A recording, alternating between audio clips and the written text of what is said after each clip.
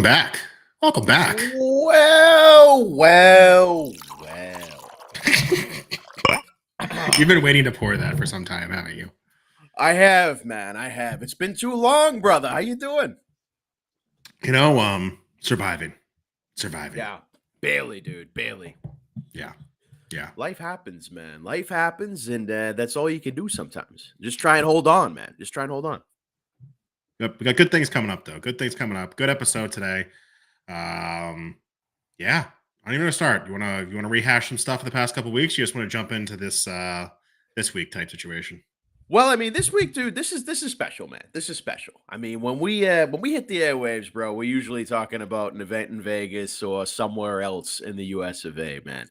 This is a special week as we got UFC 292 coming to Beantown, bro. I gotta tell you, man, the card, yeah, but it's gonna be awesome, dude. I can't wait to get there. We'll break down some fights. We'll get into it. I have no idea what you're thinking on any of these fights, so I'm actually looking forward to your takes. Got a few myself. But look at that. I don't know. Past month, it's been a blur, bro. It's been a complete blur. I what's it been? Like 3 weeks since we did this? I honestly have no idea.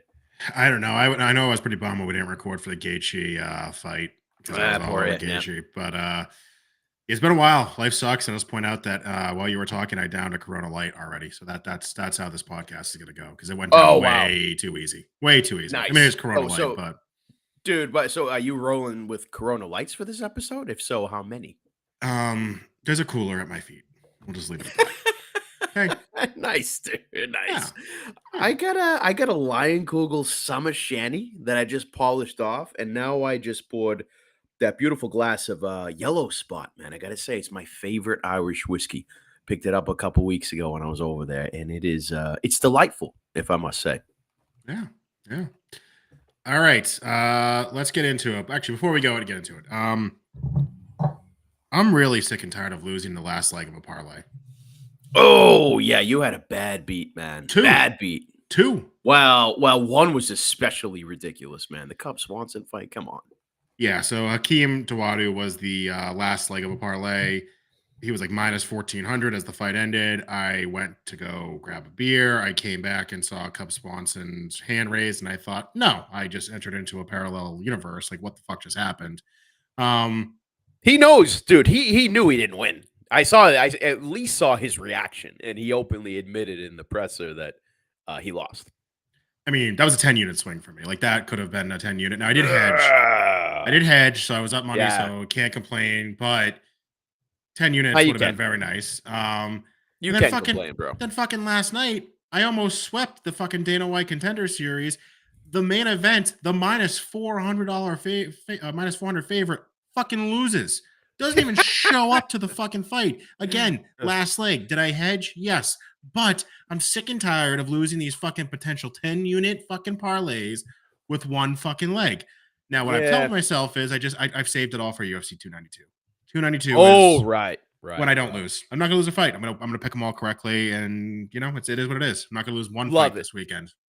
I like that, but I still think the mean Hakeem Swanson beat is much worse, bro. When you find yourself parlaying contender fucking fights or Ultimate Fighter fights, man, you kind of deserve it. I don't know how to respond to that, but I think you just tried to call me a degen a little bit there, which I'll accept. I mean, I'm hinting, I'm suggesting there are some degenerate dreams when you find yourself in those kinds of parlays, bro. I'm not saying I'm better than that. Right? I'm not saying I haven't been there. I'm just calling it like I see it, bro. You weren't betting on amateur MMA on a Tuesday night? No. In fact, look, I've been worse than you. Was I not rooting for one of the last legs of my hot dog parlay this summer? Didn't I bet, was it the over-under or was it the margin hot dog bet that was parlayed with like 4 other sports? Bro, I've been there. I know what it's like. All right, let's move on. So obviously we got a big week. Dude, they moved everything. I don't even know what the fucking buttons are on this thing. Oh, there we go. Okay. Oh, it's been a while. It's been a while, JP. Before we get into 292, why is nothing changing? A little bit of breaking news. Oh, what do we got?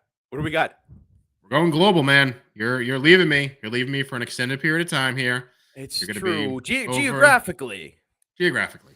You'll never leave my heart, Joey. Don't worry. No. So we're gonna try to record as much as possible. I think we if we come to the agreement, it's probably going to be UFC pay-per-views and as much football as humanly possible. Is that basically what we come down to? Absolutely. Yeah, Yeah. absolutely. Every week for NFL, no doubt, and perhaps we be a little more selective with our UFC breakdowns. I mean, let's face it, JB, they put on some pretty shitty fight Yeah. nights this year. You know what I mean? So we'll figure it out. Time zone, the time difference will be. I'll be 6 hours ahead. Not to give away any juicy details for hundreds of listeners here, but we're gonna make it happen, bro. I'm leaving you geographically. I'm gonna turn my mic on at 2 in the morning if I need to keep this thing going. God damn it! And I told the missus, look, I need my football. I need my MMA. I will purchase whatever subscriptions needed to follow those two things, and I'm gonna break it down with my boy JB, and that's it. So Yeah. I've taken care of the necessities, taken care of business. We're gonna keep this thing going, bruh. Yeah. Yeah. I agree. I agree. So, barring a miracle, the next episode is probably going to be for the week of September 9th. Yeah, yeah, I think it That's makes a sense. UFC pay per view in week one NFL. Maybe we sneak Yeah. one in between there, but I would say the fact we're doing one today, I'm very happy about. Let's just leave it at Indeed, that. indeed. I think that's realistic, JB. Being an adult sucks, man. I remember when life was so much easier. I know, dude. I know. What are you gonna do? What are you gonna do? I don't know. Did you watch the Dana White looking for a fight Boston episode I did from? not. Oh man, Tell you're me. missing Tell out. me. Tell me. It's great. I wish they focused more on the fight card that we were there, the combat zone fight. They kind of picked and choose a couple fighters who they focused on. It was cool though. It's cool. I'm a little upset though. They didn't get me just screaming at Yuri after he won his fight, telling Dana White that's your fucking boy. I don't know why. Dude, That seems like great TV to me. Why would they not put that on? they put it on, bro. You were screaming at the top of your lungs. Yuri heard us. Like the cameraman definitely got it. They thought they were gonna get, somebody getting kicked out for some good footage. That's like the first footage that they cut when they Yes. put together the final product. You know what I mean? They got you, dude. You're on some service somewhere in deleted storage, bro. You can sleep happy knowing that. Yeah. A little much too reality TV type situation though. So I got the QR code there. If you scan it, it'll bring you to the YouTube page that shows you the video. It's entertaining because it's Boston. I don't know if I could watch one that's not Boston. To be transparent with you, like he's showing the Boston Harbor Hotel. He goes to eat at a North End restaurant. Oh, Goes to a nice. boxing gym. It's a cool episode because we're from this area. Now, if they do one in fucking Colorado, probably not going to watch it. If I'm honest with Right. I hear you. I just scanned the code, bro. I'm gonna tee you. Yeah, this up. yeah. Now, the main reason I watched this is because they announced that our boy Yuri is getting a shot at Dana White contending series. Dude, it was just a matter of time, man. We knew it. And here we Dude, are. they made too big of a deal. Like, he got cracked in the face and he came back. This guy is so fucking tough and he is so fucking good. I mean, I know he's undefeated. I know it's, you know, combat zone CES, but he is just fucking a tank. Like he is just, he's gonna fucking win this hands down. Yuri's our boy. I did order if events in my Hold on. life were, Did you get it? Did you get a polar bear suit? I did. So not the suit. I got the hat. Just the hat. The So not the hat, full the on hat, the suit. hat. The That's hat. that's the what hat, I meant. The hat. Oh, you son of Um, a bitch, dude. Where? How did you get that? Is he selling those? yeah. So he like the partnership with Wildcoat. Just go on there and like Yeah. you can buy them. I Cool. got it. It's pretty badass. I can't wait to put it on, sit by myself in my basement while I watch Dana White Contender Series on Tuesday. Oh yeah, Um, dude. yeah. Yeah. I mean, I dude, so I totally agree. Like Yuri's last fight, I loved it. I loved it because he got popped. You got to Yep. see him pretty much like, especially as you're coming up, bro, right? As a fighter, you can react very differently when you get popped. You know what I mean? It Mhm. was really good to see because yeah, he took it. He created some space and then he got a takedown as easy as pie, bro, and finished the fight. I love seeing it because you want to see how these up and coming fighters handle adversity. And dude, did you have any doubts with that boy Yuri? Come on, man. Never. So very excited for this Contender Series fight. Again, it is in October. If I wasn't busy with life events, I would be going to the fucking Apex to watch this. Let me tell you. Um, Mhm. but I will not. The other thing I'll say is he is very well coached. Coached. Yeah, yeah. Dude, that guy Tyson is fucking everywhere. Every MMA event we've gone to, he's there and he knows someone. And he was in the fucking Yeah. corner with fucking Rob Font, Calvin Cater. He's tied with Yep. New England Cartel. Like he is a very well coached MMA guy. Again, I don't know shit about this guy Torres Finney, but I don't need to. Yuri's gonna fucking Don't kick his need to. ass. Let's go, Yep. Yuri. Scan the QR Doesn't matter. code, follow his Instagram. If he sells merch, buy it. Yuri, if you're selling merch, send it to me. I will buy it. I already got the fucking polar bear hat. Send me Hey, a I want a fucking link polar for bear t-shirt. hat, dude. Hey, No. you send me the link, JB. I need a polar bear hat, bro. Dude, I Come on. can't, dude. I just can't wait for the look my wife gives me when she like walks downstairs to figure out what I'm doing at 7 p.m. on a Tuesday, and I'm just sitting there drinking, wearing a fucking polar bear hat, screaming "Yuri" at the TV. Like, Dude, you're gonna get an intervention, bro, and I'm gonna be Yeah. part of it after hearing about the the parlays that you've been doing recently. Your wife's Yeah. gonna be there. There's gonna be a lot of people there, and Yep. you're gonna have to explain yourself with the polar bear hat. Yep. So let's go, Yuri. Long time away, but we will be watching when we're there. We will be watching. when Yes, you're there. sir. Let's go. All right.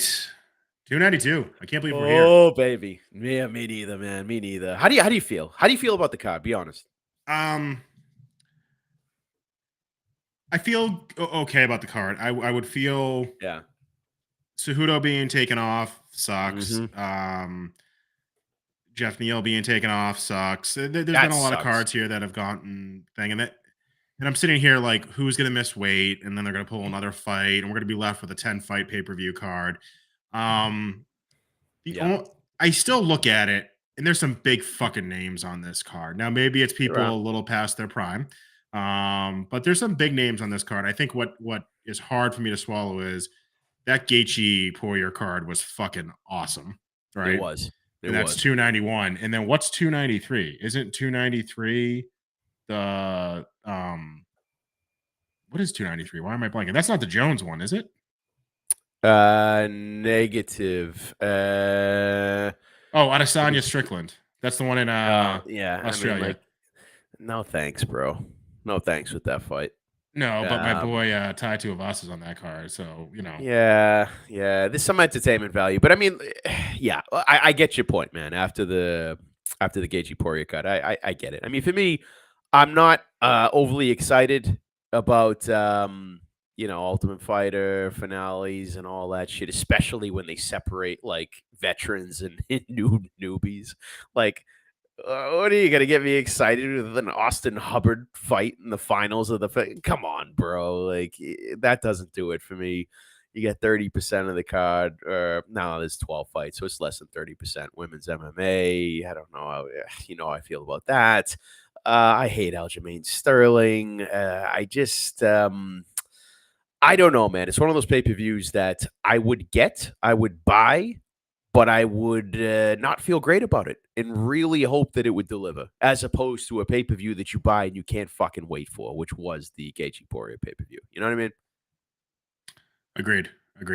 I don't know if it's my internet or yours. You started to fade out there a little bit, so we'll just keep tabs on that. Let me know if I start All fading right. out a little bit. Nah, you're good, bro. I agree with you. I'm excited for the Sean O'Malley Sterling fight, and we'll get into it when we get there. But I am too. it's a good card. It's a good card. It's just it's to follow 291 is tough. To follow Agreed. 291 is tough. Yeah, I agree. So we should get into it though. Good point on the Ultimate Fighter though. I don't know if any of the listeners are big time Ultimate Fighter fans and maybe have not watched the most recent episodes. We are going to be breaking down the fights that will have some spoilers. So if you have not watched the last couple episodes, obviously the Ultimate Fighter finales are on this card, so you will see who wins. You have 5, 4, 3, 2, 1. I'm going to spoil it now. I don't give a fuck. I don't like any of the people that won the Ultimate Fighter. So yeah, me neither. Yeah, not doing it for me, bro. Just not doing it. Sorry. No. All right, let's kick things off here, and the floor is yours, sir. Yeah. All right. Up first, we have some women's MMA in the early prelims. We got Marina Moroz as the underdog plus 124 against the surging Karine Silva. And I don't know if I'm on board with the Silva train just yet, JB. Just yet. I don't know if I am. I understand the hype behind her. I do. It's Submission City. But when you submit a bunch of tuna cans, bro, you need more than that for me to put my hard-earned money on you. You know what I mean? Now, Marina Moroz, mixed feelings, dude. Mixed feelings. Have you seen this girl's Instagram, dude? No, no. All right, so she's doing the whole modeling thing. She's got an OnlyFans. So vibes of Paige Van Zandt. Let's call her the Ukrainian Paige Van Zandt, where she's got this shit going on outside of the cage, where she likes to show off her body. Okay, nothing against that. Nothing against. Well, no, I do have something against that. All right, if I'm gonna bet on a fighter, I don't want that shit. Period. I don't want that shit. It's a distraction. Mentally, I question where your head is at. I just it's not what I like to see in a fighter. Okay, this a women's fighter. Let's be specific, because I don't know too many male fighters that take that route. Although there might be some. So look, this is a tough girl, Moroz. She's tough. When she manhandled Maria Agapova, I really enjoyed that, because you had Agapova super cocky, super confident, and then you have Marina Moroz, just the tougher, more durable, more experienced fighter that just shut her up. She's tough, man. She is. Is she elite tough? I don't think so, but I think this is the exact kind of test that Karine Silva needs. Like, is Karine Silva the real deal? Has she fought anyone that would prove that she's the real deal? No. All right, we'll take Moroz, man. She's tough. She's tough as shit. So if you can beat Marina Moroz, well, maybe I'll throw some money on you next time when you fight, better and better competition. So in summary, from a betting standpoint, a lot of people I think are going to put some money on Silva by sub and all that. I don't think Moroz is getting subbed. She's never been subbed. In fact, I would take a stab at her just straight up. Plus 124 for a tougher, more experienced fighter in Moroz, I don't think is that bad. I think the biggest question here, JB, is Silva the real deal? Are the tuna cans that she submitted, is that just, is that a joke? I think we're going to find out with this fight, man. So if I were to bet this, straight up, don't get cute if you're going on the Moroz side. And I think it just might be worth it, man.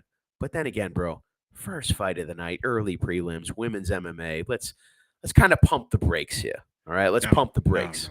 No, all right, go ahead. You're wrong. Go You're ahead. wrong. What You're do you wrong. think? You're What do you wrong. You're mean, fucking dude? wrong. Are you You're telling accelerating on this fight? You're telling me we walk into that fucking arena. Oh, First God, time me and you have ever been into a fuck you. UFC fucking fight. We're gonna be sitting down, fucking half in the fucking bag, because you've already been at the casino after we won multiple blackjack hands. All right, fair Okay? enough. Fair enough. Fair And enough. we're gonna be drinking, and we're gonna say, "Nah, let's not bet on this fight. All Let's right, just all take right. a pass there." Fine, friend. Fine. My friend, Moroz, just money line plus 124. Bet it. Let's just do a Good. unit. All right, Let's just do a full good, unit good. on it, and let's get the Okay. juices flowing for the night. All right, we agree on that. Okay. So money line plus 124, I agree. All right, I'm with you on this one, JB. I will be involved in that intervention of yours whenever it happens. One unit on Moroz. Why not? Start the night off. We got to try and lay off the live bets on this one. All right? It's going to be the first fight of the night. Like, can we at least agree we're going to lay off the fucking live bets? No, for this fight. I agree for this fight. For this fight.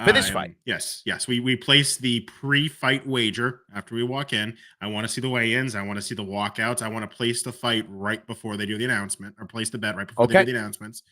And unless I see something that I don't like, it's Moroz. Good. All right, a unit on Moroz. We take the winnings, subscribe to her OnlyFans, and move on. Now I'm looking at her Tapology photo. So again, not the most flattering, but like, who the fuck is subscribing to this OnlyFans? Is this not a flattering Tapology photo? I would go to IG, because what she appears to do is put on a clown mask with about 8 layers of makeup, and she is unrecognizable. No disrespect to Moroz. I have nothing against her. I don't mind her at all. But let's just say the Tapology, Sherdog, and other MMA outlet pictures of her do not represent the content that she puts out on Instagram and OnlyFans. Promise you that. All right. I like it. Break down the next fight here, my friend. Oh, this is interesting here. So we got Andrea KGB Lee against Natalia Silva. Now, I'm interested to know where the line's at on this one now, JB. I really am. I think Andrea Lee is moving closer to plus 300, for fuck's sake, dude. I think she's plus 280 in DraftKings right now, or something like that. Maybe even higher. So, like, first of all, alarms are all over the place on this one. I understand the hype around Natalia Silva. I'm not bashing her in any way. But at the end of the day, Andrea KGB Lee, bro, she's tough. She is tough. She won her last fight against Macy Barber. I don't give a fuck what the judges say. She clearly won that, right? She's fought, the best names in the division. So, like, don't disrespect her to what will probably be a plus 300 line. Don't do that, man. Now, if I were to guess who would win here, I'd take Natalia Silva. I just think she's an up-and-coming stud at 26 years of age. I think she's going to really make some noise. But guess what? She's a fucking jungle fight fighter with 3 fights in the UFC. That's all she's done, right? Andrea Lee has done a lot more than that. So do not disrespect KGB Lee in this situation. Now, that said, from a betting standpoint, what the fuck are you going to do with Natalia Silva? Like, what are you going to do? Minus 355. Get the fuck out of here. So the question is, do you roll the dice at plus 300 on Andrea Lee? Honestly, dude, if by the time this fight starts and she's plus 300, I might take a stab straight up money line, half a unit or something like that. It's no disrespect to Natalia Silva, but what the fuck with this line, man? I don't know. What do you think? I'm with you. So again, if you win, when we win, let me rephrase that. When There we you go. win the Morose Nice. fight, again, you take that unit that you want and then you put it on Andrea Lee. Okay. I think if we lose that first one, you put a half a unit on Andrea Lee, right? I agree with everything you said. My pick is Andrea Lee. I just have a very honest question for you. Well, hold on. My pick is not. I think Natalia Silva is going to win the fight. I just want to be clear. But if we get to plus 300 or higher in Andrea Lee, you are going to force me to place a bet. You will.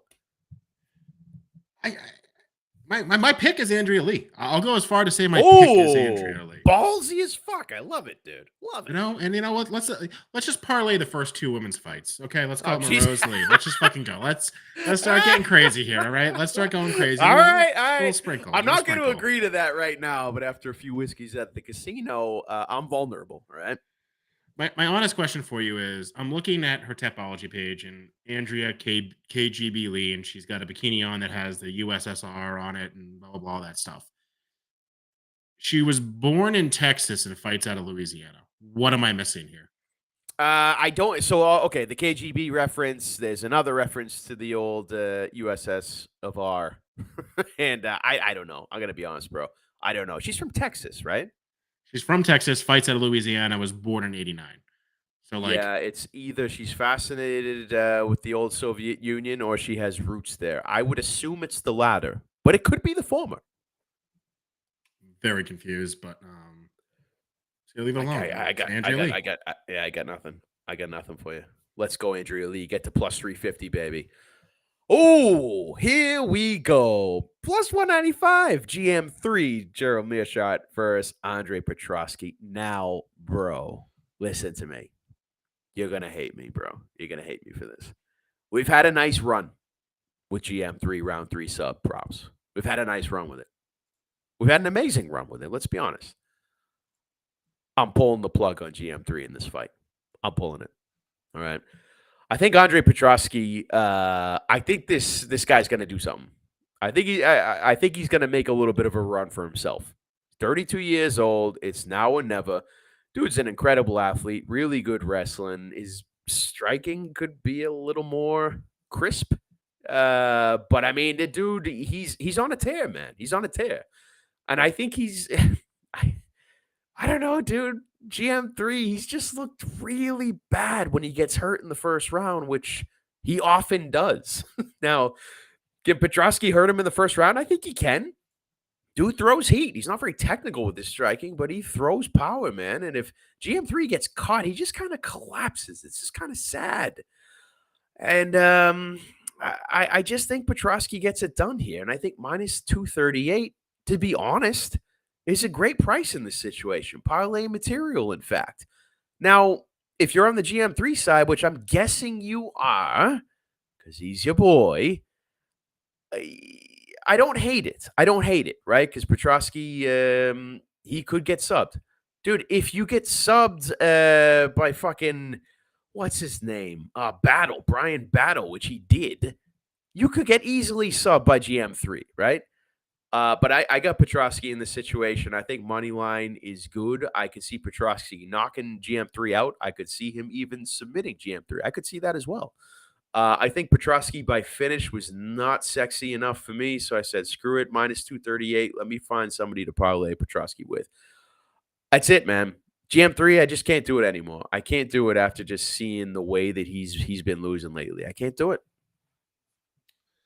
Um, I'm on the same side of you, but I'm going to bet it differently. So Petrosky, I think, wins this fight. Okay. I will bet GM3 round 3 sub because I have to, and I will never not bet that as an option when he actually is a fighter in the night. And I'm going to be there live. You goddamn right, I'm betting that. Fair enough. As a sprinkle. What I'm interested in is the fight to finish by submission because Petrosky, I believe, has 9 wins, 4 by knockout, 4 by sub. To your point, if Petrosky clocks him, GM3 is going to go on his back like a turtle, try to get him to the ground. If Petrosky takes him to the ground, it's really anyone's game, in my opinion. I would be very nervous to take GM3 to the ground because he is that skilled. Yeah. All of a sudden, you're Yeah. kind of fucked. So, Yeah. if Petrosky's smart, which I think he is, he's going to stand and try to knock this guy out, and then it's going to be maybe he KOs him, or maybe he just pieces him up for 3 rounds, and the significant strikes are 1,000-0, and GM3's on his back trying to force him to get down. If the fight goes to the ground, it's anyone's match. So I think GM3 by sub is live. I think GM3 round 3 by sub is an automatic bet for me, no matter what. And I think the fight to end by submission is a live bet here. I'd be interested to see the price on that to end by sub. Because you cover the GM3 win, right? Yep. And it is I don't want to call it a likely Petrosky win, but it's certainly possible. If that's plus money, hell yeah, but no chance it is. It's not out yet. Yeah, I am guessing that's going to be somewhere around 180, minus 180, bro. Which is kind of worth it, in my opinion. Maybe. But what you said, I think I agree with more. This might end up on the feet. Where if you're Petrosky, you really want to take GM3 down? Are you that confident with your ground game and control? I mean, maybe he is, and this is when he shows the division what's up, Because if you could do that against GM3, damn, that could very well be a problem. But I think if you're Petrosky, you're on a tear, you're getting a big name here, keep it on the feet and maybe show your improvements in boxing. Because to be honest, that's where he needs the improvement if he wants to really advance in this division. So that's why I'm like, look, either way, Petrosky is the guy, man. I think he's the guy. I don't know how he beats GM3, but he's going to do it. That's why money line's a bit more attractive to me. But I see your points, and I'd be interested to see what that price is for fight ends by sub. Yeah, I can't find it right now. I see that can't be right. GM3 round 3, that's going to be fake. Yeah, these are just what do you see? Lines. What do you got? Caesars just has like fake lines posted right now. Not even Caesars. It's like the best MMA odds. It's all minus 118. I'm like, there's no way GM3 might. Like, he's plus 195 to win the fight. That doesn't make no. That's not real. Yeah, no, there's nothing. GM3 to win by sub is plus 300. Okay. So Petrosky by sub is plus 175. You might be looking at a plus money by sub. I think so. Based on those numbers, I think so, bro. So maybe, but more than likely, I'm on the Petrosky train. I'm going to be on it pretty heavy with a little sprinkle on GM3 round 3. Why not? You got to do it. Yeah. All right. What do we got next? So JB, I got nothing on this one. I mean, Ultimate Fighter, we got Cody Gibson and Brad Katona. There's a few reasons I don't really care. One is I hate what they did with Katona just because he trains with SBG Ireland. Like, they changed teams. Like, he went to McGregor's team like over halfway through the show. That's fucking stupid, bro. You're supposed to build camaraderie with your coach, with your team. It's what makes it all fun. And then they just allow people to be traitors just because they think it'll get better ratings with Katona and McGregor on the same team. Fuck that, man. And plus, I typically don't care for these fights, especially on pay-per-view cards. I understand it's not on the main card. But I mean, I got nothing. For me, it's like, um, let's see if Brad Katona is, you know, worth all the publicity they gave the guy in the Ultimate Fighter. But I'm not betting on this, dude. Are you? I am gonna bet it. It's gonna be a parlay piece for me, and depending how drunk I Really? am, yeah, I'm on Brad Katana. I agree with everything you said. My only point is, I think was that more of a fact that McGregor's team couldn't fucking win a fight to save their life, so they had to transfer Yeah, it might have someone. been. Yeah, Um, actually, it might have been, man. Could have been. so that's the only thing I'll say there. I mean, I don't know, if that had anything to do with it. There was a clip. I don't know if it was on Instagram or if it was just on YouTube where Cody Gibson is just like bitching to Brad Katana, and I'm like, Cody is a fucking loser. Yeah. Brad should win this fight. I also am hearing reports that Cody has like an MCL injury, so Oh, a really? couple kicks to the leg, and all of a sudden you're kind of hurt there. But um, Brad Katana's my pick. He's a parlay piece. Not going to bet like a unit, 1.8 units to win one. Absolutely not. But parlay piece. Yeah. And I may parlay him with another Ultimate Fighter guy to see if I can get the juice up a little bit. All right. Well, best of luck, JB. I will not be joining you on that endeavor. I love how you say that. You're gonna Ah, be sitting right next to me. You're gonna be like, "Oh, what are you doing here? What are you doing? What are we doing?" look, live bets are a different story, bro. All right. Mhm, That's going to be complete chaos. Shit face watching UFC pay per view cards live. Come on. That's a different story. But mhm. this is pre fight betting. All right. This is when the left side of the brain takes over. Okay. That's what we're talking about here. Okay. All right. Speaking of bullshit Ultimate Fighter finales, like this is what you get when you decide to put a team together of all of the quote unquote veterans who weren't good enough to stay contracted with the UFC. You get Kurt Hollabaugh and Austin Hubbard. I don't know how you could generate excitement for this fight as a finale. I truly don't. I don't think they're trying. I mean, why would you? Um, Austin Hubbard is he's the for me he's a decision machine, and he's the definition of a guy who's not flashy, not fun to watch fight. He's just tough. He's durable. He gets it done. He's a vet. He's been in there. He's done it. And I think he's going to get this win. It was tempting JB when he was like minus 160. I think he opened up around there to take a stab at him just because I think Kurt Hollabaugh is nothing. And Austin Hubbard, I mean, the guy was getting it done in the UFC. The guy was winning decisions, not in a way that's, flashy or fascinating, but a win is a win. So I think he does get this win, man. I just don't know what to do with this. I don't want to bet on this. I'm trying to hype myself up for fuck's sake because it's a finale, right, for the Ultimate Fighter. But in the reality, this is a prelim on a garbage card for a fight night. Never mind a pay per view.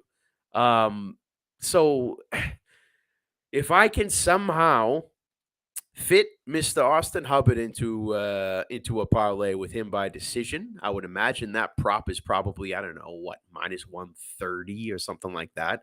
Brings it down a little bit. Maybe I'll dabble with that, but otherwise, I don't know how to get excited for this fight. I guess that's what I'm saying. You're really that high on Austin Hubbard? No, I'm not high. Dude, I think he's a borderline.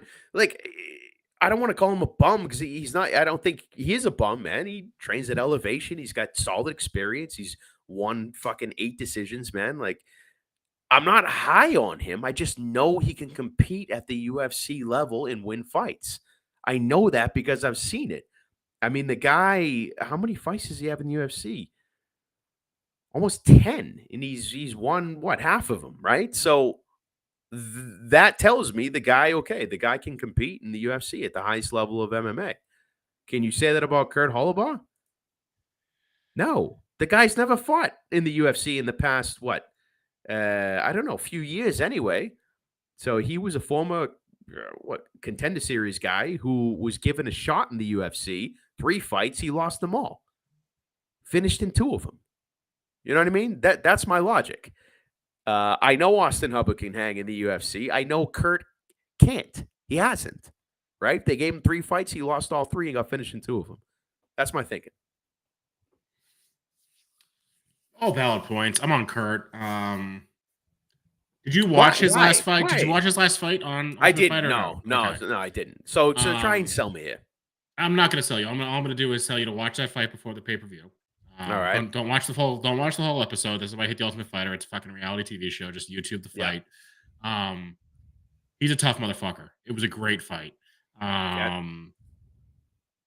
I go to strength of schedule, right? I think Kurt fought higher level people in UFC and lost. I don't think Austin's really That's fought true. anybody. Yeah, that's true. That's Um, that's like Thiago Moses, Shane Burgos, Barcelos. Yeah, so that's I, true. I'm also just going to go back based off memory. I feel like I've lost money on Austin Hubbard before, and I'm not willing to do it again. So you give me plus money again. To your point on a UFC fight night opening prelim fight is what this should be. I'll take the Hmm. dog. I'll take the dog. Yeah. That last fight that I saw in Kurt, he may not win. I don't think he gets finished. He either wins Mm. this fight or it's going to decision. Austin Hubbard is not a finisher. That much is clear. You Yeah. sold me a bit on the strength of schedule. You did sell me a bit on that, but 36 years of age. Hubbard's 31. I just, man, this is getting ugly, bro. I just want to stop talking about it. I will watch that fight though. I will watch Kurt in that last fight, but yeah, no commitment for me. Okay. Let's move on to your boy. I'm kind of embarrassed now to call him my boy. I'm not gonna lie. I'm not gonna lie. Do you know the pain and suffering when you lose a parlay because your boy got knocked out by a goddamn jab, dude? That hurts. That hurts pride. It hurts dignity. It hurts confidence. It hurts a lot of things. And this is the first time that RoboCop has fought since that moment of getting knocked out by a jab from Bruno Ferreira. Now, look, Bruno Ferreira, very strong guy, throws very hard. But look, I'm not just calling anyone my boy, dude. RoboCop was my boy, man. I thought he was a force to be reckoned with. And there were serious questions, needless to say, about his chin. Serious questions. So, all right, look at the opponent. Dennis Tululian. Look, dude, if this ends up being a brawl, if this is even just going to stay on the feet, I can't trust RoboCop, bro. I can't trust him anymore. I can't. Dennis with 9 knockouts is how he wins fights. I'm not convinced RoboCop can take shots. I'm not. So, the question becomes, is RoboCop completely shot? At minus 355, bro, that's steep. That is really steep. So money line, forget about it. Parlay, forget about it. Right? So if you're going to bet RoboCop, do you take him by sub? His ground game is superior, no doubt. But I just have a huge problem with betting on this guy now. I have a huge issue with it. I don't even think I need to explain that to you. So what do you say here? Fight doesn't go the distance. That's jacked up to what? Over minus 400 at this point. So honestly, dude, I want nothing to do with this. I want nothing to do with this. If I were to take any stab, it would to give my boy one last shot and to take him by finish, which I think DraftKings has that at minus 225 or something like that, better than minus 355. But still, what the fuck? The guy, I have some serious concerns about RoboCop. I think we're going to find out a lot about him in this next fight. I really do. It's just not a spot I want to be throwing some money around. What do you think? I agree with you completely. This may be the only fight of the night that I don't bet for everything you've just Yeah. listed out. Why Yeah. Good. I want to bet RoboCop, but at minus 355, no, thank you. I'd be curious on potentially live betting and see what the odds do here. If Rodriguez is getting a little pieced up, wrestled down, do his odds shoot up that you can maybe get him because he's still got that power that he can put someone to sleep, right? Oh, absolutely. But at minus 55, no, thank you. I don't know anything about the other guy. Literally nothing. Nothing. So 10-7 record. 10-7 record. And he's no, thank you. No, thank you. Yeah. It just doesn't make any sense. I want RoboCop to win. That is who I am rooting for, but no bet for me. Yeah, it's wise, bro. It's wise. I mean, let's see what the live action is. Otherwise, my boy, so sad. Speaking of my boy, no, Chris Weidman is not my boy. Look, this is going to be so we got plus 220. Chris Weidman hasn't fought since the disastrous leg injury against Brad Tavares, a tough ass Hawaiian who's going to be fighting for what happened in Maui. He's going to have a chip on his shoulder. He's going to come in with emotion. He's going to come in with that Hawaiian fighting spirit that we see in the likes of Max Holloway and others. I'm telling you, man, one thing I love, dare I say, the thing I love most about MMA is that the storybook endings are non existent, or at least they're not promised. They're not guaranteed. In fact, they're not likely. So when you tell me that a near 40-year-old Chris Weidman is making his return to the octagon in Boston, so close to home, the fans will be on his side, knocked out Anderson Silva, the All-American, all this bullshit, dude. I'm not buying it. The left side of the brain kicks in and says that was a horrific injury. And before the injury, nothing to write home about, Weidman, with your recent performances, right? Brad Tavares is a good fighter, man. He really is. I like him. He's fought the best of the best in the weight class. Like this is a fight that I honestly, Tavares at minus 270, that's not bad. I look at that and I said, that's not even that bad. If you're taking Chris Weidman in this situation, man, I don't know what the fuck his path to victory is. Like, could you, I have no idea what your take is, JB, on this fight, but could you tell me what his path to victory is in this, Weidman? Because like Brad Tavares, I know that he's no spring chicken, man, but the dude, he's either getting a knockout, vicious leg kicks, or he's getting the decision, unanimous. I don't see a path to victory for the 39-year-old washed up Chris Weidman. I don't. So I like Tavares a lot. I think there's a prop out there, Tavares by KO or by decision. Bring it down a little bit to minus 240 or minus 250. That sounds great to me, to be honest. What are you thinking?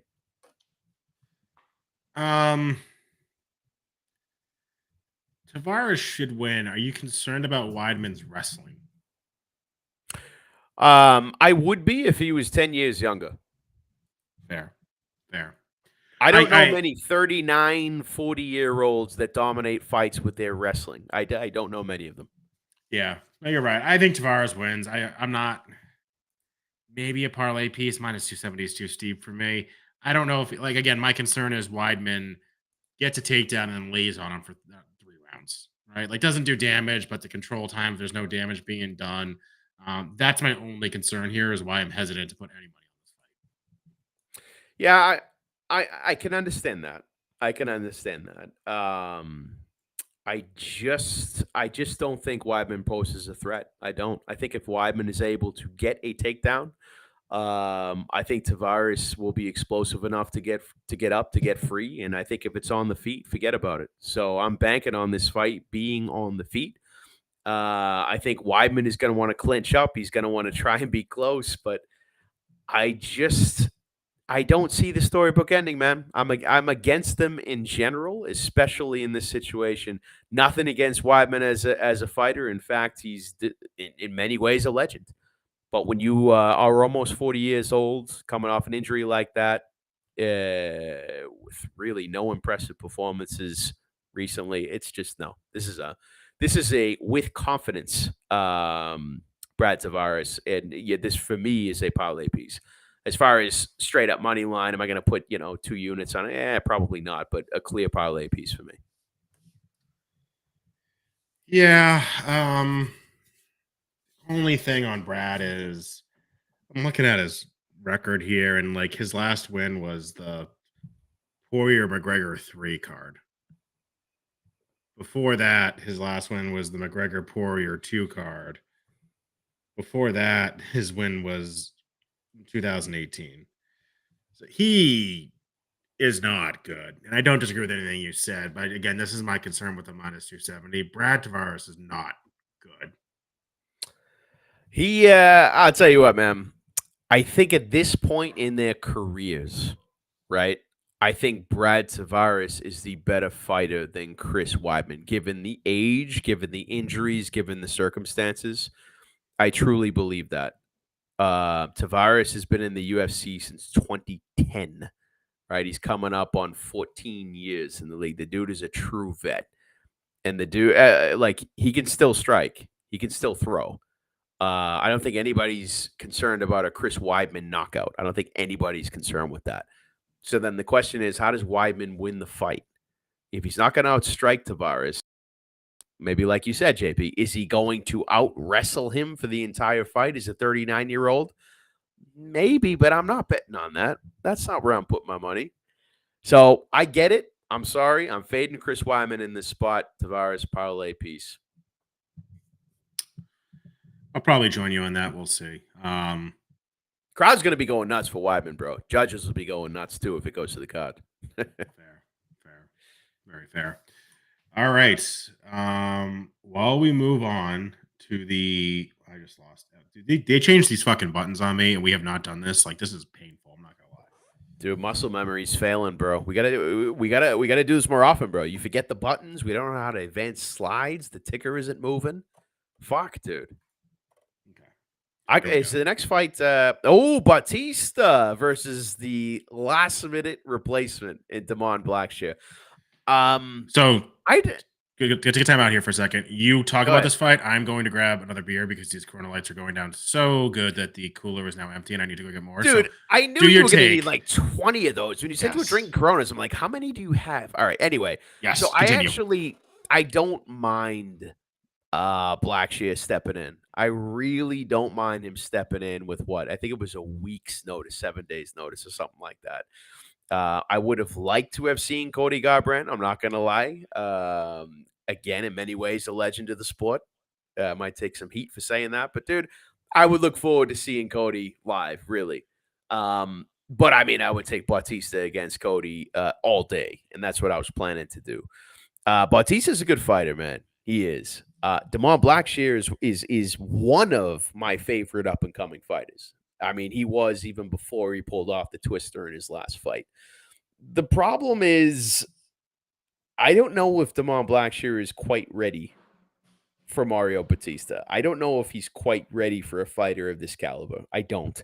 We're going to find out, but I think you got to prepare if you're Blackshear. You got to go through a camp. You got to be ready for a dude like this. This is something that seems so off, so wrong about Blackshear just in 6 days of training, film study, and however you prepare. 6 days against Batista, man. I'm not buying that. I mean, I like Blackshear a lot, man, a real lot. But I just feel like you need more before you step in the cage with a guy like Batista. That's what I feel like. So for me, I mean, I've been on Blackshear for his past 3 fights, I'm pretty sure. Oh man, this is tough. JB, this is tough. I don't know what to say about this because I like both of these fighters. My brain says you need more than 6 days to prepare for a guy like Bautista to cut weight again. Like, how much food did Damon eat after his last fight less than a week ago? Like, I just feel like you need more preparation for a guy like Bautista. That's all I gotta say. So what am I doing from a betting standpoint? Live bet. For me, this is a live bet scenario, man. I think Blackshear is going to come out guns blazing, dude, as most fighters would, taking a fight with 6 days to prepare. He's going to go after him, man. The thing is, like, you're just not going to pull off a submission that easy on a guy like Mario Bautista. That's how I feel. However, if I'm leaning one way, JB, if I'm leaning away, it's with my boy Damon Blackshear. When you're on a tear, you're on a tear. When you have momentum, you have momentum. Mario Bautista hasn't any time to prepare for Damon Blackshear either. So if I'm leaning away, it's the dog way on this one, baby. I'm just hoping that more money comes in on Bautista just to get that price a little bit higher on Blackshear, but probably a live bet scenario for me. I don't know. What do you think? I am. Again, I only heard a little bit of what you said because I had to get my more beer. But what you said at the end is exactly why I'm on Damon Blackshear. I hear Yeah, you on Batista has been training he's for a this good fight. fighter. He's good. Blackshear, I just they haven't trained for each other. And Right. Blackshear looked so fucking dominant last week. He did, man. He's a fighter, man. He's a great fighter. He really is. So I'm going Blackshear. I think the crowd is gonna go fucking nuts for him after his finish last week. I think it's gonna be absolutely amazing, and he's going to finish Mario Batista. Oh, I'm high. I'm high on Blackshear here. I'm high on Blackshear. Not gonna lie. dude, this is gonna be a hell of a fight. I'm actually really looking forward to this fight, and I think the fact that these guys haven't prepared for each other or had the time to, it's gonna make it that much funner. We're gonna see the dogs come out in these motherfuckers, dude. And you know what? I'm probably gonna ride with you on the black shit train. I probably will. Exactly. I know you are. If you're in the chat, say what's up. We got people watching. We got people watching tonight. They're not Dude, saying how anything many in how the many chat. how many bots we got in the chat, bro? At one point, we had up to 8 bots at one point. 8 bots. Wow, dude. All right, all right. All right. Well, we'll keep this thing rolling, man. So look, minus 192. Cheeto Vera coming in against Pedro, the Punisher Munoz at plus 160. You're gonna have to help me out on this one, JB. You're gonna have to help me out. Um, I'm on the Munoz train. Thank you. I'm on the Munoz train. Oh, you okay? Okay. So look, I was expecting you to try. I don't know. Can you explain to me why Cheeto Vera is approaching minus 200 in this situation? Can you explain that to me? The guy sits on his ass and does nothing for the first round every fight. This is a 3-round fight. Okay. Pedro does not get finished. He is a tough motherfucker. He is a dog. He is a pit bull. The dude is my kind of fighter. Short, scrappy, throws. The guy is going to be there in your face. Okay. I really like him as a fighter. I really like him. And I know he's 36, but the dude has still got it, man, as he showed in his last fight when he fucking derailed the Chris Gutierrez hype train in a big way, dude. All right. I feel like Pedro doesn't get much love. Meanwhile, Cheeto Vera gets all the fucking love. All the love, dude. And I'm sorry, after that fight with Sanhagen, Cheeto Vera will be a gatekeeper and nothing more in his division. A gatekeeper and nothing more. Um, I just don't understand why the money pours in on this guy in this situation. He will probably close higher than minus 200, JB. Probably, Yes. That's right? why I haven't bet it So yet. It's only going to get more beneficial to I, wait I to bet Pedro Munoz. I think so, brother. I think so. So guess what? All right. I already tossed a little sprinkle about, I don't know, 30 minutes before we started this show here on Pedro. A little sprinkle by split decision, which you can catch at plus 900, for fuck's sake. My logic is this. Cheeto Vera does not win the first round. In fact, he never fights in the first round, right? So that's one round for Pedro. I'm going to make the assumption that Cheeto Vera arguably wins either round 2 or round 3. I'm not saying wins round 2 or round 3 because he might not, but arguably, right? He's going to be the fan favorite. Everyone goes nuts for Cheeto. I think one of the judges are going to give it to Cheeto, and Pedro Munez is going to outvolume him. He's going to outdog him. He's going to be more active. And I smell a split decision, bro. And when you going to give that to me at plus 900? Are you fucking kidding me? I'm going to take that all day. I'm going to find other ways to mix in Pedro here into the bets throughout the card. But this fight kind of bothers me, man. And I feel like I'm missing something when Cheeto's going to close higher than minus 200. I feel like I'm missing something. No, I mean, people are higher on Cheeto. Again, I think I go back to Cheeto's rise was when he quote unquote finished Sean O'Malley. We know what Right. happened in that fight, right? O'Malley rolled his leg and his ankle snapped Mhm. out, and they call it a ground and pound, but it was, his ankle was broken. He couldn't defend himself. Mm-hmm. I personally think Pedro Munoz was beating Sean O'Malley when the eye poke happened. Oh, yeah. He won the first round, bro. He won the first round. I think so. I think the UFC wants a Sean O'Malley Cheeto Vera championship. They do. That's what bothers me.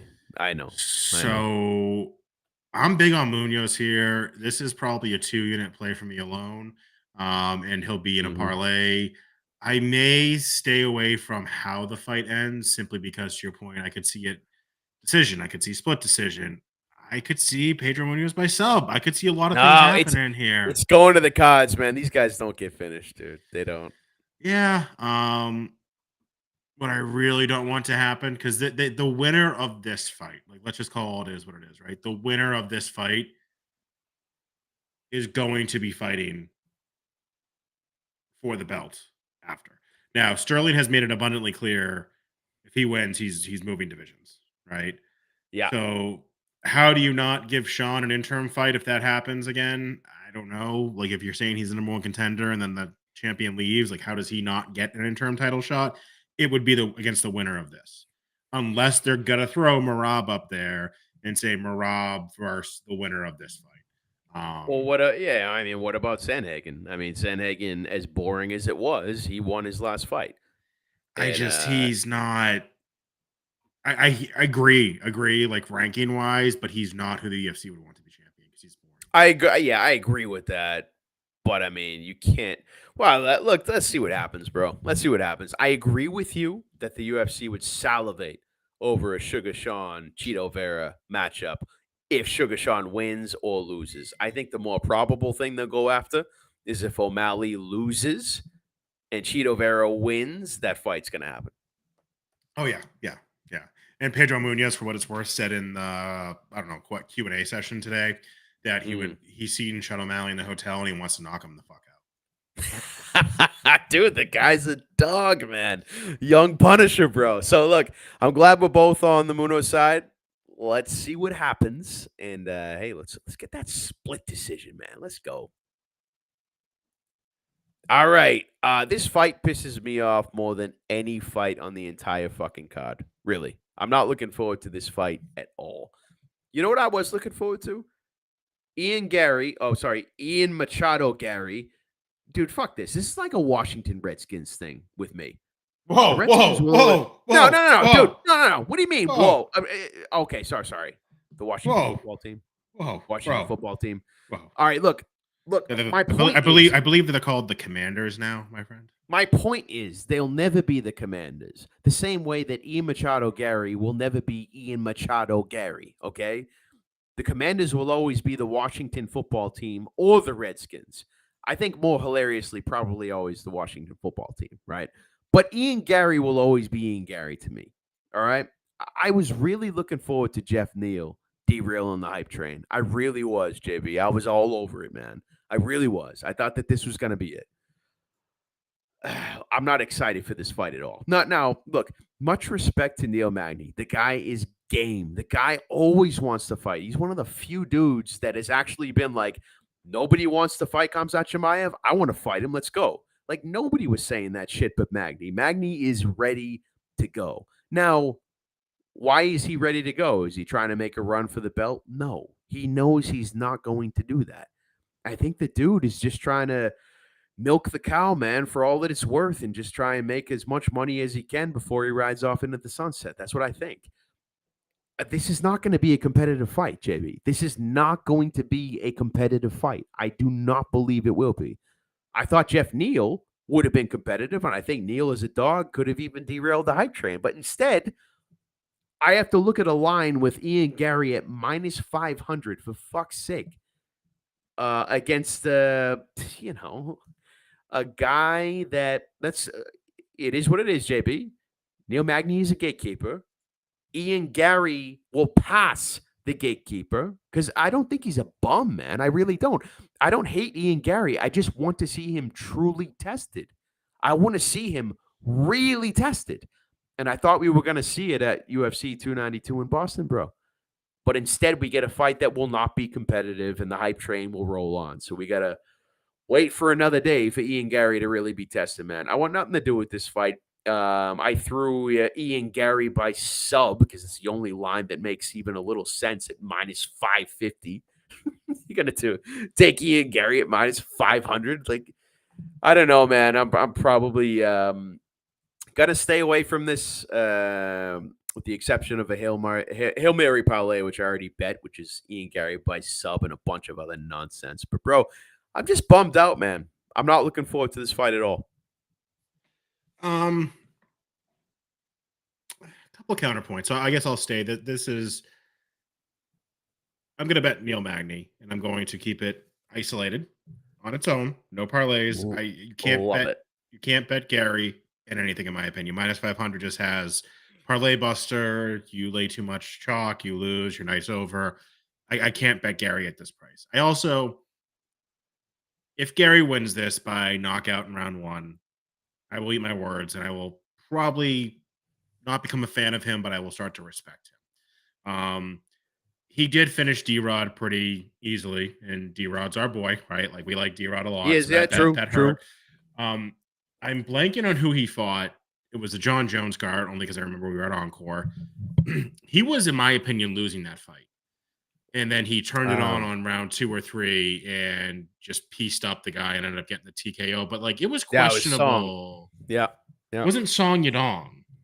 No, no, no. Kenan Song. Kenan Song. Okay, yeah, that's what I thought. Okay, so he he got a little exposed in that fight, and that's I was on D Rod when he was fighting Gary then because I was like, oh, D Rod's a lot better competitor than Song, so you Yep, think he's gonna yep, be there. yep.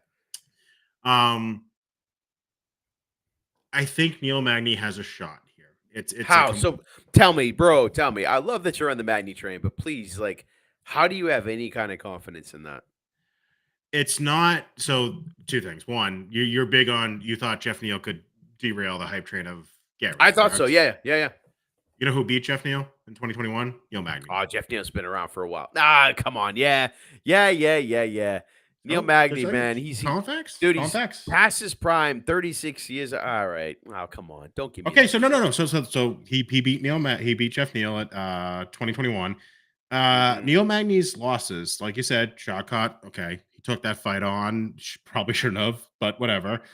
And then Gilbert Burns. Yeah. Okay. So you're talking fucking strength of schedule there. Now let's go look at who Ian Machado Gary has fought. You remove, in my opinion, D Rod from that list, and you're talking borderline nobodies. Yeah, agreed. Agreed. Yep. So, to your point, is Neil Magny a gatekeeper? Yes. Does the UFC want Gary to be the next Conor McGregor and do the strut in Boston and have all the Irish people going insane? Yes. I'm not buying it. I'm probably going to eat my words. Gary's probably going to finish him in the first round, and it's going to be like, fuck, this guy is actually kind of good. Short notice fight. He was ready. Neil Magny was not. I'm going with the gatekeeper here.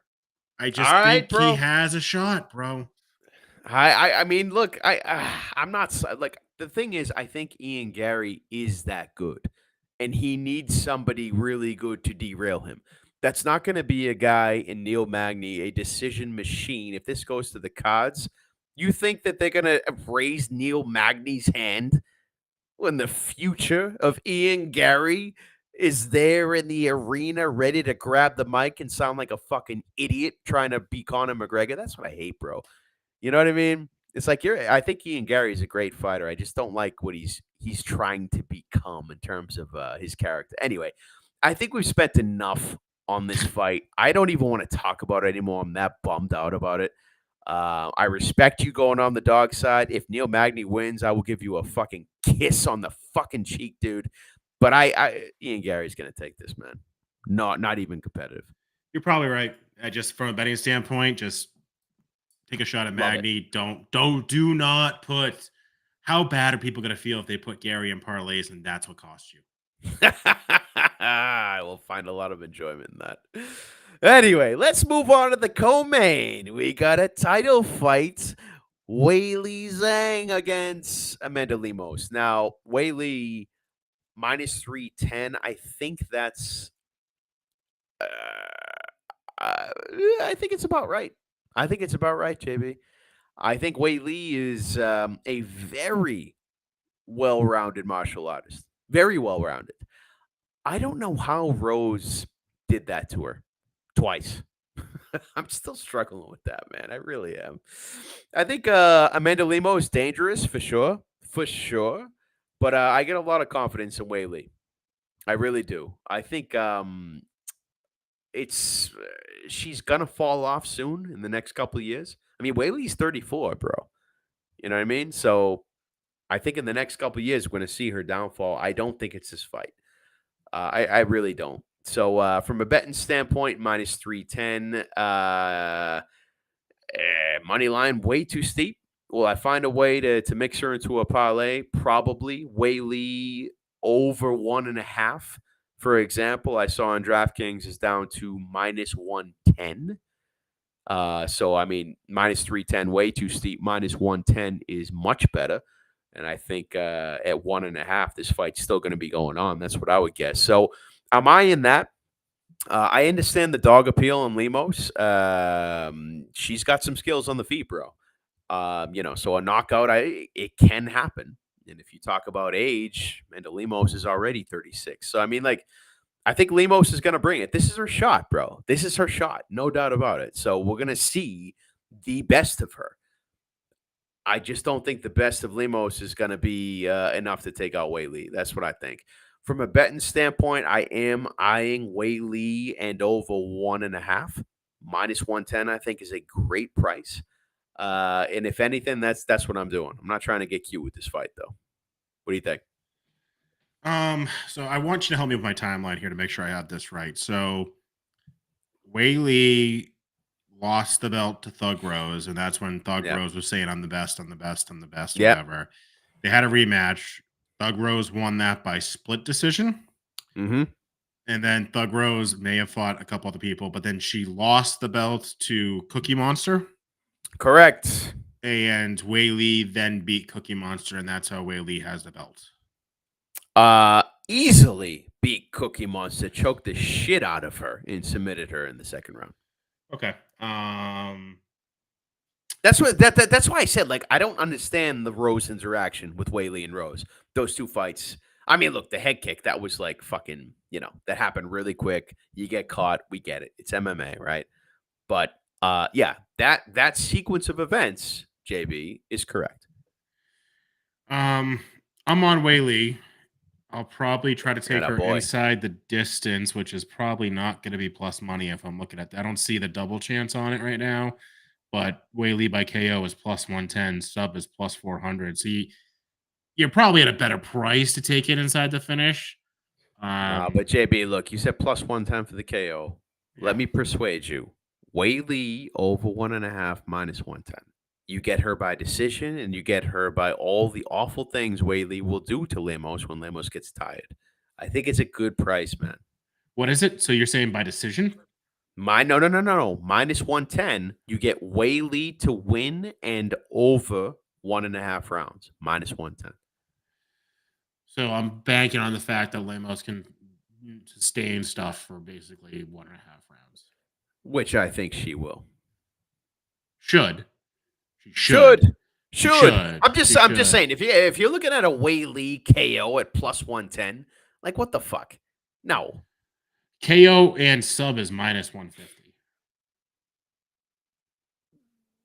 Yeah, look, I would rather KO, sub, and decision with the fight going over 1.5 rounds. To me, that makes the most sense. Yeah. Okay, so go ahead. I'm on the Whaley train with you. I honestly don't know enough about Amanda Lemos. I looked at her stats. I'm like, I vaguely remember these fights. They weren't memorable to me, so whatever. I'm gonna bet on Whaley in some form, either with your over 1.5 or maybe take her inside the distance. I'm gonna get involved somehow. I'm just gonna put this out there. When was the last time a favorite women's championship won? Yeah, fair enough, dude. I don't even want to talk about it. Honestly, we're talking about women's MMA here, so I But in fairness, I truly like and respect Whaley as a martial artist. I really do. Like, she is the opposite of starting an OnlyFans or posting bikini pics on Instagram, for fuck's sake. She's the opposite of that. She is in the zone 24/7. She cares about the fans because she knows that's what's going to make her, fulfilled in money. Like, you know what I mean? Like, she has her head in the right place. Yeah. Not to say that Lemos doesn't. It's like everything that you want to see in a fighter, I see it in Whaley. And you have a fair point, man. Women's MMA and favorites and all that bullshit, dude. But look, I'm sticking to my guns, man. When I see something I like, when I see traits I like in a fighter, man or woman, I'm gonna back him, bro. And Wei Lee is that. She's that for me. Yeah, no, I'm going to go back on that. Wei Lee wins this fight very easily. I'm actually concerned about your over 1.5. It may end very early, my friend.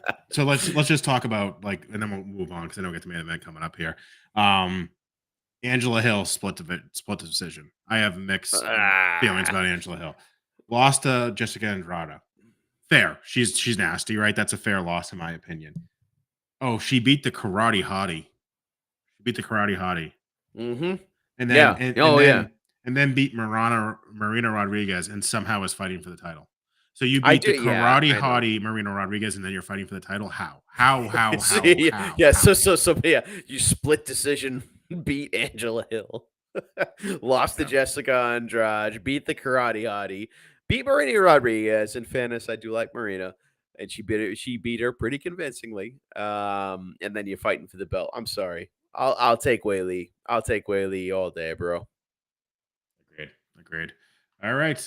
Let's go. Let's go. What do you got? Oh man, this is tough, bro. This is I honestly am struggling with this. I am honestly struggling with this. You want to talk about the left side of the brain? It's screaming Aljo. It's screaming Aljamain Sterling, bro. We're gonna talk about like what you like and what you don't like about fighters. What I like is what I said about Wei Lee, right? Her head is in the game. Her life is fighting. It is all very serious. What I don't like is Marina Moroz posting, half naked pics, less than half naked pics on Instagram, starting up OnlyFans. That's what I don't like. You know what else I don't like? I don't like fighters like Sean O'Malley, who honestly, it's just, I don't like a fighter who just posts pics of smoking weed, every week. You know what I mean? Like, you know, sure, I get it. I enjoy it. But that's not what I want in my fighter. If I'm gonna throw money on a fighter, I want to see him in the gym as a savage with nothing but his next fight on his mind. That's not Sean O'Malley at all. It's never been Sean O'Malley since he started getting attention after his, first knockouts with Stoop Dogg announcing Sean O'Malley. Like that's never been Sean O'Malley. So I don't like that. The guy is absolutely just kind of I don't know. I don't know. Just not what I want to see in a fighter. Just not what I want to see a fighter focus on. Now, Aljamain Sterling. I also don't like him as a fighter, man. He's the kind of guy. I mean, the Peter Yan fights were a perfect example. The guy is like on all fours more than any other fighter that I can remember in the UFC. After he gets rocked, he just drops on all fours, or he'll do some sloppy ass shot from halfway across the octagon. He's not a fun fighter to watch. His striking is absolute shit. I mean, what you see is he's got great wrestling, great control. He's got some nice subs. Like he destroyed Corey Sandhagen by jumping on his back with the rear naked choke. He's been known to jump on backs and ride out the round, right? With the body triangle. Both of these guys as fighters, JB, what I'm trying to say is they're not what I look for in fighters. And Aljamain Sterling, if it goes to the judges, if I was a judge, I would be like, fuck you, man. You look like a clown the entire fight. Be it you tried to just control the guy while doing zero damage, or you got rocked and just curled up into a ball and were on all fours for 2.5 rounds out of 5. So look, here's the thing, man. Could Sean O'Malley get the knockout in this situation? I believe he could. I believe he could, man. He's a great striker. He throws great punches, and Aljamain Sterling cannot take punches. Never mind great punches, right? He curls up, man. We've seen it all too much. So the question is, of course, if Aljamain Sterling gets a hold of him and it goes to the mat, like what's going to happen? Has Sean O'Malley made enough improvements to know what to do? Or is Aljamain Sterling just going to lock up another body triangle and just ride out the rounds? I don't know, man. I honestly don't know. Like I said, logic says Aljamain Sterling is the more experienced fighter. He is the champion. He's going to take this. He's going to find a way to control O'Malley. He's not going to keep it on the feet. He's going to execute his takedowns, get him down on the ground, and just outclass him. That's what my brain says. But then the emotion kicks in. Crowd's gonna be going nuts for Sean O'Malley. Could he get the KO if he can keep it on the feet? He could. Could he get the decision if he lands more damaging shots? Which, of course, he's going to land more shots than Aljamain Sterling. Yeah, crowd's going to be going nuts for Sean O'Malley. UFC wants Sean O'Malley to be the champion. So, JB, I mean, I'm going to shut up here. I'm going to shut up. I know at the end of the night, I'm going to be tossing some money on Sean O'Malley. I know it, man. I know it. But the pre-fight breakdown has me screaming Sterling. I just think after a few Mai Tais, couple beers, whiskeys, Sean O'Malley is going to get the majority of my money. I just hope this fight stays on his feet because that's the only way O'Malley's winning. What do you think? Yeah. So I'm with you. I'm going to bet Sean O'Malley. Oh, good. I'm going to take him just to win because I Sure. don't like this bet. I don't like this bet for so many reasons. I have not respected Aljo, and I've bet against him a lot, and that's obviously cost me because he's won how many of his last fights. To take Sugar Sean inside the distance, is he going to do something to try to pimp out a KO and then not get the finish, but pieces him up enough to get the decision, and then you lose that way? I don't think the UFC wants Aljo to win this fight. I think they want Sugar Sean to win the fight, is my honest take. So I like that fact pattern for us.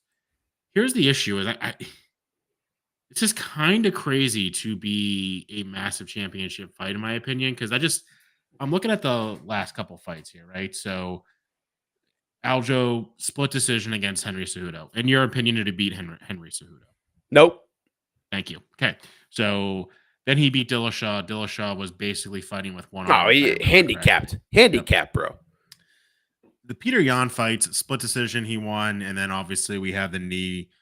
I was high on Peter Yan, and I think I was incorrect on that. I have not been impressed with Peter Yan ever since the knee. I think that completely destroyed his career, to be honest with you. But I don't think Peter Yan is as good as we think he is. And then we're going back to the Corey Sandhagen fight that you're talking about on hanging on the neck. Nothing there screams dominance to me. So then I read that and I'm like, okay, Sugar Sean, the hype train, let's get it. He could KO him, which he definitely could. He could. But then I go back and look at Sugar Sean. Exactly. Peter Yan split decision. I was on Peter Yan again. Yeah. I think after watching it on replay, Sugar Sean did win the fight. It was close. I was too high on Peter Yan. It is what it is. The no contest of Pedro Munoz, I think he was losing that fight to Pedro. He was. He was. He beats Paiva. Okay, whatever. And then he did finish the Pride of Milford, Chris Moutinho. But in my opinion, early stoppage. That they should have. They should have let Chris go on his feet. It was just, how is this guy still physically fucking walking and taking these punches? He's a tough bastard, and the ref finally said enough is enough. But and then I go down to beat Thomas Almeida, and then the loss to Chito Vera when he rolled his ankle. Right. So again, nothing there screams dominance, and yet this is a main event championship fight. Yeah, indeed. But look.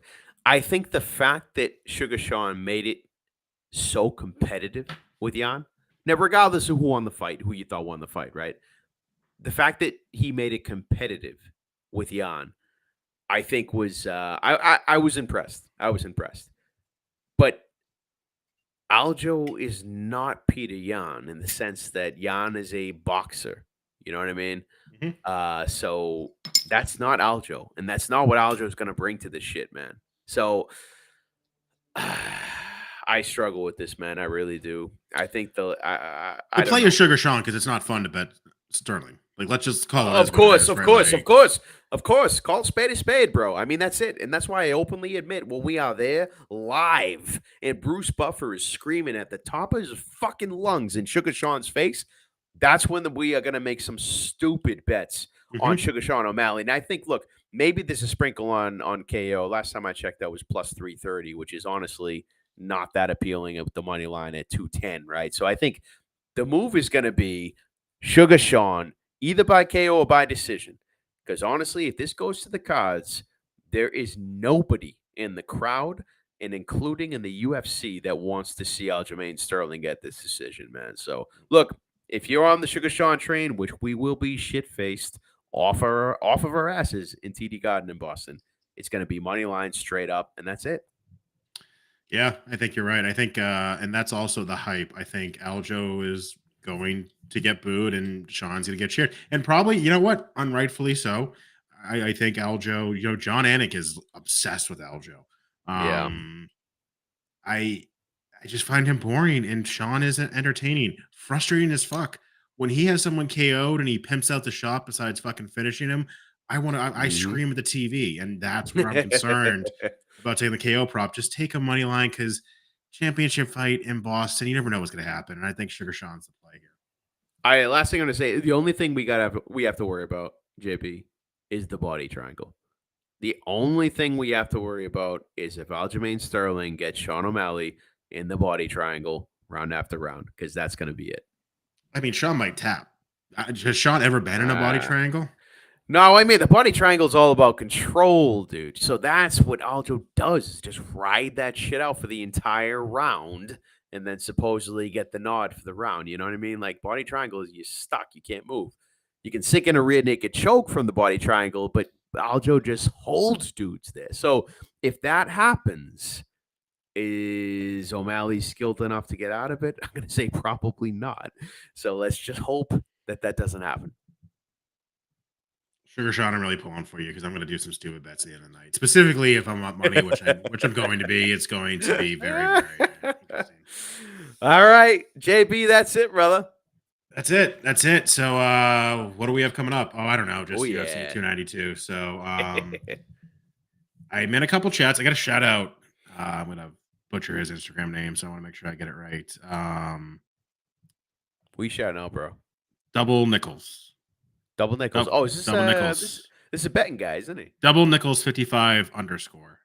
He invited me to a chat on Instagram with a bunch of other DGens. It's awesome, dude. These guys are fucking hysterical. Yeah. It's great. Follow him if you're not currently. But yeah, if you're around, if you're in going to 292, go to Encore before. If you see a couple assholes wearing Boston Brews hats, just come up and say hi. Yeah, say hi. We'll have a great conversation. I'm sure we'll Great. do our best to form sentences. But no, man, this is gonna be awesome, dude. This is gonna be this is the kind of thing that you wait for when UFC comes to town, man. I gotta say, we're gonna make the most of this. Not just from an experience standpoint, but betting standpoint as well, bro. So I need you to think about something very long and hard before you go to bed tonight. What do you got? Red or black? Just think about it. Don't give me an answer. Don't give me your answer now. Don't give me I want you to think about it though. Don't give me your answer. I know what I'm doing. I know what I'm doing. All right, I actually just got a vision. On the count of three, we're gonna say either red or black based on our vision. You ready? Yep. 1, 2, 3. Black. Black. Yes. Yes. Done. Let's go. Let's For those- fucking go. That literally was not planned. Just to be very clear, that was not planned whatsoever. All right, it's done. Consider it done. It's done. Can't wait till black hits. Oh, it's gonna be so great. All right, my friend. It's been fun. We should do this more often, but life sucks and we're adults. Yeah. But I get to see you and I hang out with you for like multiple hours on Saturday. I know. Hey, this is a real treat, bro. It's a real treat. It is true. Life gets in the way, but I think, look, not only is this weekend gonna be a banger, but after this, we're gonna keep this shit going, man. Fuck time zones, fuck countries, fuck continents. There's nothing in the way of Boston Brews bets, bro. That's all I gotta say. There's nothing. If you see a Boston Brews Bets hat, come say hi. Hope everyone wins some money. And I'm telling you, God damn it, I'm going to. That's right, my man. All right, Godspeed, brother. I'll see you this weekend. All right. See you Saturday. Later. All right, later.